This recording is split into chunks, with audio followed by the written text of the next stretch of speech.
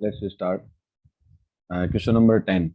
आगे हम डीपीपी जो 3 थी हमारे पास उसको हम बढ़ाते हैं और उसी डीपीपी बढ़ते हैं आगे। क्वेश्चन नंबर 10 हमारे पास tetrafluoride of hybridization and structure of spectral, ये तो कल कर चुके थे हम। और इसके अंदर हमारे पास करेक्ट आंसर आया था सी। ये हम कर चुके थे कल लास्ट लेक्चर के अंदर। तो नेक्स्ट पे चलते हैं हम। नेक्स्ट आता है question number 11। The characteristics feature of सीसा ज्योमेट्री इज। मुस्कान की तरफ से आंसर आ चुका है, बाकी मेंबर्स भी बताएं। I wait for answers of all the members. Sanjana, Rahul, okay, Anshika, Pushpa, बाकी मेंबर्स बताएं बेटा। ओके, लगभग मेंबर्स की तरफ से आंसर आ रहा है हमारे पास ए। हम चेक करते हैं कि ए सही है कि नहीं है। सीसा ज्योमेट्री कहाँ से आई और ये किस तरह की है, इसको हम बार बार पहले भी रिपीट कर चुके हैं। पर जब कंसेप्ट है तो उस कंसेप्ट को हमें एक बार रिपीटेड फॉर्म में लेना होगा। तो कंसेप्ट पे आते हैं वापस हम। और कल अगर आपने देखा हो तो हमने लास्ट टाइम पे इस कंसेप्ट को किया था। अगर नंबर ऑफ इलेक्ट्रॉन किसी के 5 आते हैं, कितने आते हैं 5, तो उसकी जो ज्योमेट्री बनती है वो ऐसे बनती है। 3 इक्वेटोरियल पोजिशंस होती हैं, 2 एक्सियल पोजिशंस होती हैं। These are the axial bonds and these are the equatorial bonds. That position is called trigonal bipyramidal. अगर इसके अंदर इस तरफ से लोन लोन पेयर बनता है, एटम लॉस होते हैं, तो ये जो ज्योमेट्री बनती है इसको बोलते हैं सीसा ज्योमेट्री। सीसा ज्योमेट्री में इस पोजीशन के ऊपर, मतलब ये कौन सी पोजीशन है, ये इक्वेटोरियल, मतलब इक्वेटोरियल बॉन्ड अपनी जगह से जाता है और इक्वेटोरियल पोजीशन के ऊपर क्या आता है, लोन पेयर आता है। एक्सियल बॉन्ड जो है वो अपनी जगह पे एज इट इज है, जहाँ एक्सियल बॉन्ड था वहीं की वहीं है। लेकिन इक्वेटोरियल पोजीशन के ऊपर loan pair of electrons formations होते हैं। तो अपने पास जो क्वेश्चन है वो कुछ इस तरह से है। क्वेश्चन पूछा गया करेक्टरिस्टिक फीचर ऑफ सीसा geometry, one of the equatorial position is occupied by the lone pair of electrons. तो अभी हमने पढ़ा कि जो सीसा ज्योमेट्री है वो इस तरह से है। और ये जो बॉन्ड था that is called equatorial bond. That there are the 3 bonds and that is called equatorial bond या इक्वेटोरियल पोजिशंस। और ये हमारे पास जो बॉन्ड है that is called axial bond या एक्सियल पोजिशंस। ये रिजल्ट हमारे पास है, इसका मतलब ये करेक्ट है। One of the axial position occupied by the lone pair of electron, ये गलत है। No fix position is assigned और नन ऑफ द इज, नहीं हो सकता। Let's we come to the question number 12। The element of group 16 which shows the negative oxidation states are. इस group के कौन से मेंबर हैं जो नेगेटिव ऑक्सीडेशन स्टेट को शो करते हैं। ओके, आंसर्स हमारे पास मिलने स्टार्ट हो गए। लगभग कैंडिडेट्स लोकेंद्र, संजना शर्मा, ओम प्रकाश, हितेश। ओके, बाकी मेंबर्स के भी आंसर्स की वेट कर रहा हूँ मैं। 3 बच्चों ने दिए हैं, पुष्पा, मुस्कान, हाँ C, okay, Himanshu C. All the members are saying C. कहता है जो नेगेटिव ऑक्सीडेशन स्टेट शो करते हैं, तो नेगेटिव का मतलब ये शो करता है नेगेटिव ऑक्सीडेशन स्टेट, ये शो करता है और ये शो करता है। तो ऑक्सीजन, सल्फर, सिलेनियम, ड्यूटेरियम और पोलेनियम, हम सभी को पता है ये मेंबर तो शो करेंगे ही। इन मेंबर्स के अंदर प्लस और माइनस दोनों होती है। ये मेंबर सिर्फ पॉजिटिव ऑक्सीडेशन स्टेट शो करता है। तो हमारे पास क्वेश्चन ये था कि नेगेटिव, तो यहाँ नेगेटिव मिलती है, यहाँ नेगेटिव, यहाँ नेगेटिव। तो ये क्लियर आंसर कि हमारे पास इन मेंबर्स में से आएगा। That's the correct. Second member show नहीं करेगा। Question number 13। A chalcogen combine directly with hydrogen to form hydrates, but with a great difficulty. On burning in air, this chalcogen forms a solid polymeric dioxide and it also has the higher electrical resistance amongst the metals. This chalcogen is, yes, I wait for your answers. बताएं।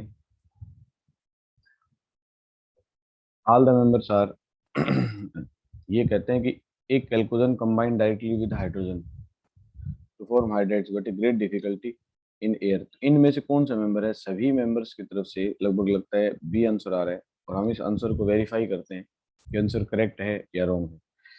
चलते हैं इसके अंदर और अपने पास hydrides के case में आते हैं, reactivity with hydrogen.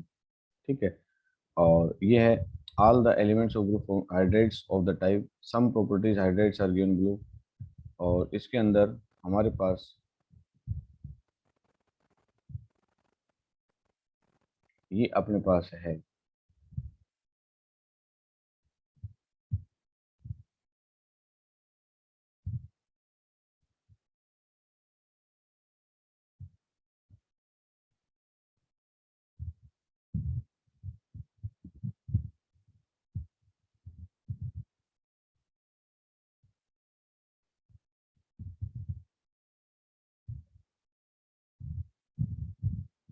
all elements except oxygen form dichloride dibromide. These dihalides formed by the sp3 hybridization thus have tetrahedral structure. The well-known monohalides are dimeric in nature। और ये हमारे पास दे रखे हैं लास्ट के मेंबर्स। ओके, अब अपने पास problem है कहाँ से? यहाँ से है। क्वेश्चन ये है अपने पास, a chalcogen combined directly with hydrogen to form hydrides but with a great difficulty on burning in air. This chalcogen forms a solid polymeric dioxides and it also has the highest electrical resistance amongst the metal. The chalcogen is, तो बेटा इसमें selenium ही आएगा, ये correct है।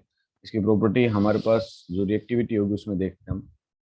Next question आता है हमारे पास ये, which of the following statement regarding sulphur is incorrect. बताएं इनमें से सल्फर के लिए कौन सी प्रॉपर्टी जो है वो इनकरेक्ट है।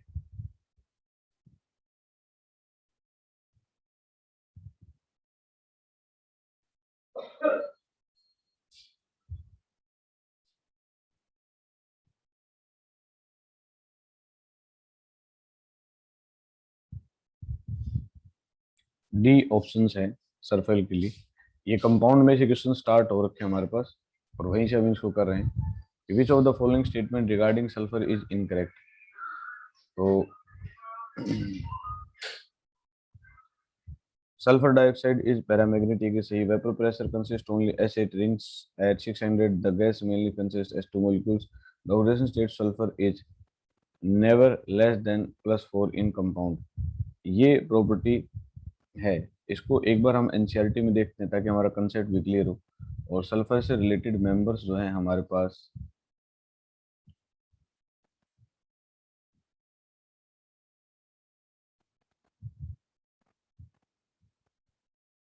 ये मेंबर्स है सल्फर की।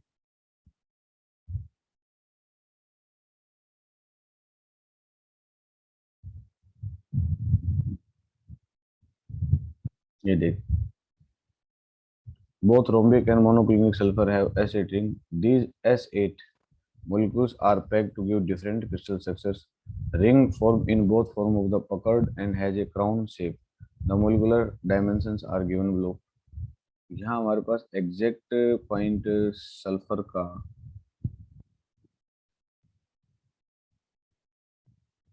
ये पॉइंट तो बनता है इसके अंदर कि ये ऑक्सीजन की तरह पैरामैग्नेटिक होता है, ये करेक्टर में मिल गया हमें। और इस टेम्परेचर के ऊपर ये S28 की फॉर्म में डोमिनेंट होता है, ये मिला हमें। तो ये हमारे पास सल्फर की रिलेटेड प्रॉपर्टी है। हमसे क्वेश्चन पूछा है सल्फर, ठीक है। तो oxygen sulphur never less than +4। Sulphur की ऑक्सीडेशन स्टेट -4 से नीचे कभी नहीं हो सकती।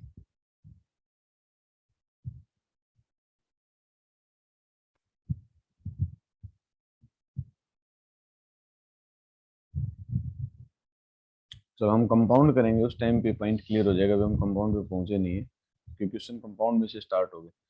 नेक्स्ट है, water is less volatile than H2S because. ये तो सिंपल क्वेश्चन है और इसका आंसर बताएं क्या होगा क्वेश्चन नंबर 15 का।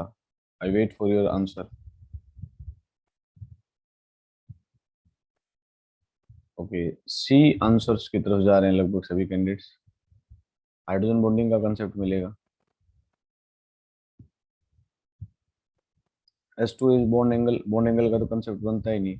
लेस वोलेटाइल, वाटर जो है वो H2S से लेस वोलेटाइल है। लेस वोलेटाइल का मतलब वेपर्स कम बनाएगा, ठीक है, इसको लेस वोलेटाइल बोलेंगे। तो हमारे पास H2 है, इसके अंदर कौन सी बॉन्डिंग होती है? Hydrogen bonding. तो इस वजह से ये कंसेप्ट हमारे पास आएगा और यही रीजन होता है। तो hydrogen bond is loosely bonded with sulphur, ऐसी बात नहीं, इसके अंदर हाइड्रोजन बॉन्डिंग अब्सेंट ही होती है, तो इसलिए लूजली बॉन्डेड की बात भी नहीं आएगी। S atom is less electronegative than oxygen, ये बात सही है। ऑक्सीजन मोर इलेक्ट्रोनेगेटिव है, लेस है, मोर इलेक्ट्रोनेगेटिविटी की वजह से इसमें हाइड्रोजन बॉन्डिंग है, तो ये पॉइंट जो है ये करेक्ट जाता है और इसलिए ये कंसेप्ट आता है। क्वेश्चन नंबर 16 पर आए। ये रिएक्शन दे रखी है हमें सल्फर डाइऑक्साइड की ऑक्सीजन के साथ और HCl के ऑक्सीजन के साथ। तो ये जैसे हम कंपाउंड्स करेंगे, इससे कैटलिस्ट के बारे में पूछा है, तो चलते हैं 16 का आंसर बताएं भी। What are the catalyst of question number 16? तो लगभग इसके कैटलिस्ट फिक्स हमें याद रखने होंगे। पहले के अंदर तो आएगा V2O5 मैग्नीडियम पेंटाऑक्साइड और दूसरे के अंदर हमारे पास आएगा CuCl2। ये रिएक्शंस हमें ध्यान रखनी होंगी। तो ये हमारे पास हैं, तो बी आंसर जो है इसका करेक्ट है। नेक्स्ट क्वेश्चन आता है oxygen is used in, oxygen को हम कहाँ इस्तेमाल करते हैं? शाबाश। तो ऑक्सो एस्टाइलिन वेल्डिंग, वेल्डिंग के अंदर इस्तेमाल करते हैं, मैन्युफैक्चर ऑफ स्टील में इस्तेमाल करते हैं। और उसके बाद oxygen cylinder in hospital, high altitude, flying mountain, सभी करेक्ट हैं। इसका आंसर आएगा D, all of the above. तो ये हमारे पास जो DPP नंबर 3 थी उसको हमने सोल्व किया और उसके आंसर्स थे अपने पास। तो ये कंसेप्ट था हमारे पास DPP नंबर 3 का जिसको हमने सोल्व किया है। सल्फर की एलोट्रोपिक फॉर्म्स के ऊपर हम स्टडी करते हैं। Let's we start. और हमारे पास ये है ग्रुप 16। ग्रुप 16 में एलोट्रोपिक फॉर्म ऑफ सल्फर हमेशा सेकंड मेंबर शो करेगा। तो सल्फर जो है उसके हमारे पास एलोट्रोपिक फॉर्म्स होती हैं। एलोट्रोपिक फॉर्म, ये एलोट्रोपिक फॉर्म्स क्या होती हैं? कोई हमसे पूछ ले कि क्या है ये कंसेप्ट, तो एलोट्रोपिक फॉर्म्स के बारे में मैं आपको बता देता हूँ कि एक एलिमेंट्स की एक से ज़्यादा ऐसी फॉर्म मिलती हैं जिन फॉर्म्स के प्रॉपर्टी जो है वो डिफरेंट होती हैं, बाकी उसका इंटरनल स्ट्रक्चर जो है वो हमारा लगभग क्या मिलेगा, सेम मिलेगा। तो सल्फर हम लेंगे एलोट्रोप्स ऑफ सल्फर। तो सल्फर के कौन कौन से एलोट्रोप्स मिलते हैं, किस किस पॉइंट को लेकर अगर हम डिस्कस करें, तो सल्फर के जो बेसिक हैं बहुत सारे एलोट्रोप्स मिलते हैं, लेकिन जिसमें से ज़्यादातर दो एलोट्रोप्स जो हैं वो सबसे इम्पोर्टेंट है। एक तो है yellow rhombic, yellow rhombic, rhombic sulphur जो होता है येलो रोम्बिक, ये एक एलोट्रोपिक फॉर्म है जो सबसे ज़्यादा पॉपुलर है। और इस फॉर्म को हम क्या नाम देते हैं, अल्फा सल्फर भी कहते हैं। That is also called alpha sulphur. ये point clear. And second form जो एलोट्रोप्स फॉर्म होती है इसकी, वो होती है मोनोक्लिनिक, जिसको हम बीटा सल्फर भी कहते हैं। सेकेंड मोनोक्लिनिक, और जिसको हम क्या बोलते हैं, बीटा सल्फर। तो हमारे पास कल एग्जाम में कोई क्वेश्चन आ जाता है इससे रिलेट, हम आराम से कर सकते हैं कि येलो सल्फर, येलो कौन सी होती है और मोनोक्लिनिक सल्फर हमारे पास कौन सी होती है। That is called alpha sulphur and that is called beta sulphur. Okay, there are the two types of allotropic form. Clear है? इनमें से रूम टेम्परेचर के ऊपर देखा जाए तो कौन सी सल्फर जो है वो स्टेबल होती है, तो रूम टेम्परेचर के ऊपर जो हमारे पास होती है वो होती है रोम्बिक सल्फर। तो इसकी एक खास बात और होती है कि ये सल्फर जो है ये रूम टेम्परेचर के ऊपर स्टेबल होती है। ये क्वेश्चन हमारे पास आ सकता है कि which form is more stable, तो अल्फा सल्फर जो है वो ज़्यादा स्टेबल। इस सल्फर के बारे में खास बात क्या है मोनोक्लिनिक के बारे में, ठीक है, अगर हम इसको 369 केल्विन पे हीट कर दें, 369 केल्विन पे हीट कर दें, तो जो अल्फा सल्फर है वो किस में कन्वर्ट हो जाती है, मोनो सल्फर में कन्वर्ट हो जाती है, बीटा सल्फर में कन्वर्ट हो जाती है।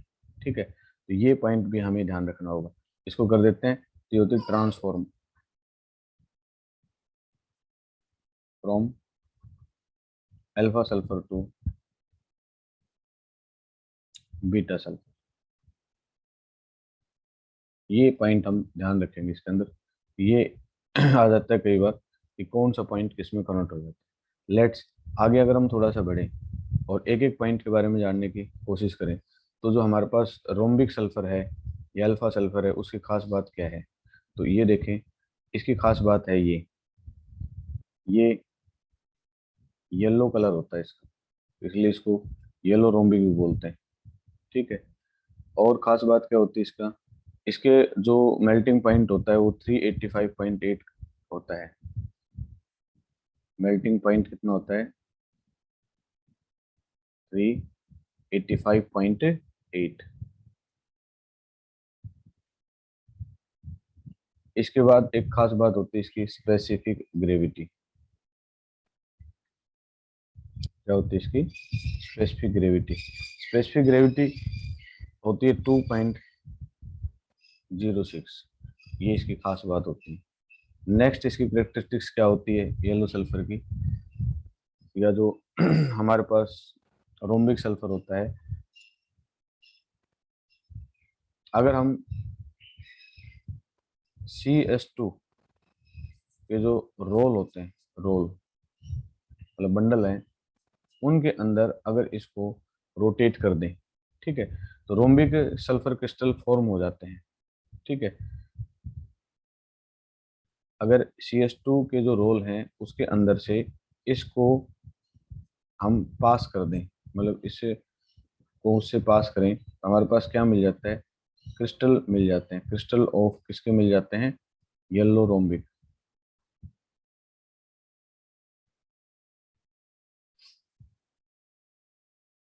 नेक्स्ट अगर हम पॉइंट करें, इनसोल्यूबल होती है वाटर के अंदर, लेकिन बेंजीन अल्कोहल ईथर के अंदर सोल्यूबल होती है। ये इसका खास पॉइंट है, insoluble in water, in water. ठीक है, और हाईली सोल्यूबल किसके अंदर होती है, highly soluble in alcohol, alcohol ether and benzene, इनके अंदर होती है। अगर इनकी एक डिटेल जानने की कोशिश करें, तो ये सारे के सारे कंपाउंड कैसे हैं, ये कंपाउंड है नॉन पोलर, नॉन पोलर में सोल्यूबल होती है। वाटर कैसा कंपाउंड होता है, पोलर। तो इसका मतलब जो येलो रोम्बिक सल्फर है ये अपने आप में कैसा है, नॉन पोलर कंपाउंड, इसलिए नॉन पोलर में सोल्यूबल होता है। और मोस्ट सोल्यूबिलिटी किसके अंदर होती है, इसकी सबसे ज़्यादा सोल्यूबिलिटी होती है most soluble in CS2। CS2 के अंदर अच्छा खासा सोल्यूबल होता है। तो ये इसकी कुछ खास प्रॉपर्टीज हैं। Yellow rhombic sulphur alpha sulphur room temperature पर स्टेबल है, येलो कलर होता है, मेल्टिंग पॉइंट इतना होता है, स्पेसिफिक ग्रेविटी इतनी होती है, और CS2 के रोल में से इसको पास करते हैं तो इसके क्रिस्टल मिल जाते हैं। वाटर के अंदर इनसोल्यूबल है, नॉन पोलर कंपाउंड में सोल्यूबल है, सबसे ज़्यादा सोल्यूबल CS2 के अंदर है। अगर इसको हीट 398 केल्विन पे हीट कर दें, तो ये अल्फा सल्फर किस में कन्वर्ट हो जाता है, बीटा सल्फर के अंदर कन्वर्ट हो जाता है। लेट्स वी कम, अगर हम अगले कंपाउंड जो हमारे पास है बीटा सल्फर, उसका पॉइंट देखें हम, तो उसका मेल्टिंग पॉइंट देखते हैं सबसे पहले। इस कंपाउंड में जो इसका मेल्टिंग पॉइंट है वो होता है 393 केल्विन। इसका कितना होता है, 385.8 केल्विन। इसकी जो स्पेसिफिक ग्रेविटी है इस कंपाउंड की, वो जो स्पेसिफिक ग्रेविटी है इस कंपाउंड की वो लगभग होती है 1.98, और उसकी स्पेसिफिक ग्रेविटी जो है 2 पॉइंट इससे ज़्यादा होती है। नेक्स्ट पॉइंट की अगर हम बात करें, इसको मेल्टिंग रोम्बिक सल्फर और डिस फॉर्म में डाल के, डिश में या कहीं भी डाल के कूल करते हैं तो वहाँ हो जाता है। ये जो रोम्बिक सल्फर है इसको अगर हम किसी डिश में डाल दें, इसको, ये हमने कोई डिश ली इस तरह से, और इसके अंदर हमने किसको डाल दिया, रोम्बिक सल्फर को,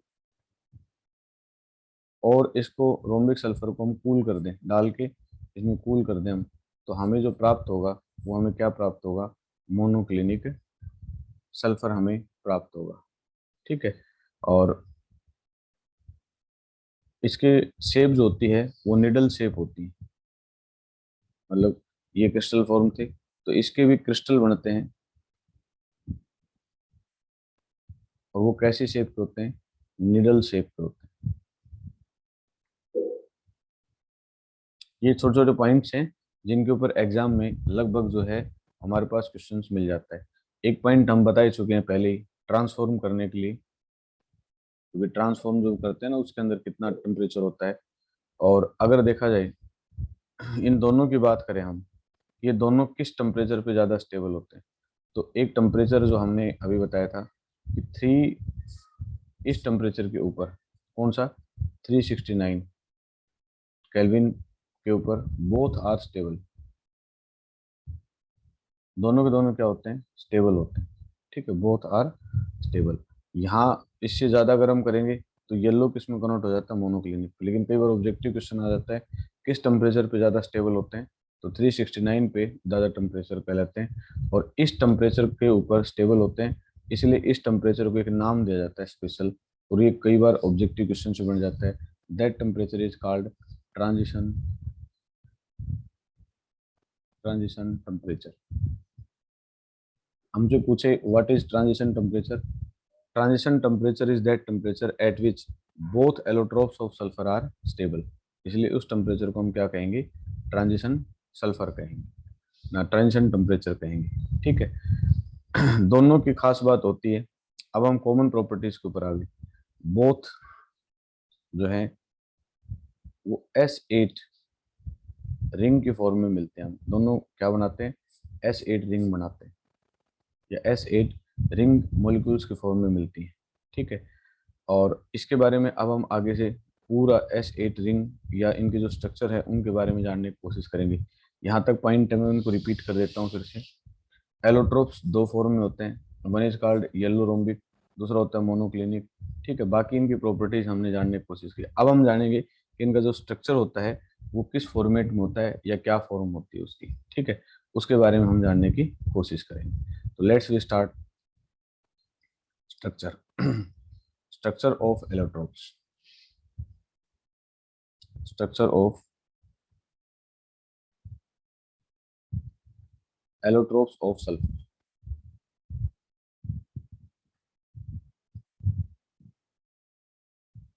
जैसे एलोट्रोप्स जो होते हैं सल्फर के, उनके स्ट्रक्चर्स की खास बात क्या होती है, तो उनके एक स्ट्रक्चर्स की खास बात होती है ये।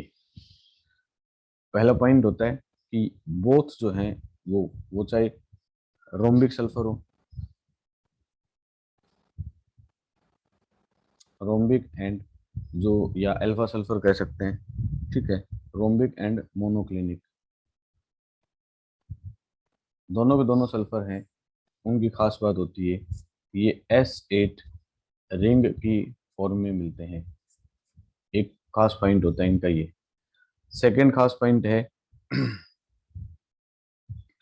एसिड रिंग बोथ फॉर्म के अंदर होता है पकड़ and has a crown shape. दो शेप होती है इनकी, एसिड रिंग की भी। एक पकड़ शेप होती है, पकड़, और दूसरी होती है क्राउन। क्राउन का मतलब ताज, क्राउन शेप। दोनों फॉर्म, दो फॉर्म मिलती है एसिड रिंग की, पकड़ रिंग शेप और दूसरी कौन सी होती है, क्राउन शेप। ठीक है। तो अगर हमारे पास पूछा जाए पकड़ और रिंग शेप के बारे में अगर हम बात करें तो उनके बारे में अलग अलग पॉइंट के ऊपर आते हैं। जो साइकिल होता है, अगर हम देखें दोनों के स्ट्रक्चर को, अगर हम देखें पकड़ और क्राउन रिंग की बात करें, तो एक एक पॉइंट के ऊपर आते हैं। S8 रिंग देखते हैं हम सबसे पहले रोम्बिक सल्फर के अंदर। तो मैं एक बार एनसीईआरटी शेयर करता हूँ और उसी पॉइंट को लेकर चलता हूँ। ये देखो, आपके पास क्या है, the structure of S8 ring in rhombic sulphur. Rhombic sulphur जो होता है उसके अंदर S8 रिंग का स्ट्रक्चर कैसा होता है, ये होता है 2 2 2 4 और 2 6। अगर इस ध्यान से देखें तो ये हमें कैसा दिखाई देता है, क्राउन शेप।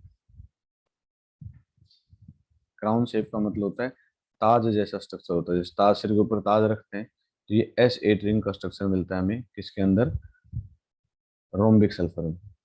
तो several other dimension modifications of sulfur containing 6 to 20 sulfur atoms per ring have been synthesized in the last 2 decades। 2 दशकों से इस तरह से सल्फर के अलग अलग स्ट्रक्चर्स बनाते गए इन साइक्लो S6। दूसरी बात करता है S6 form. The ring adopt the chair form and the molecular dimension are shown below. अगर S8 लेंगे तो हमारे पास क्राउन शेप मिलती है, S6 लेंगे तो हमारे पास कैसी शेप मिलती है, चेयर शेप मिलती है, देख रहे हैं।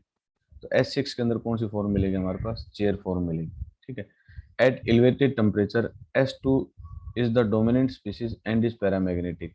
अगर हम टेम्परेचर अप्रोक्सीमेट 1000 केल्विन ले लेते हैं तो S2 जो है हमें मिलता है, और जो कि कैसा होता है, पैरामैग्नेटिक इन नेचर होता है। ठीक है।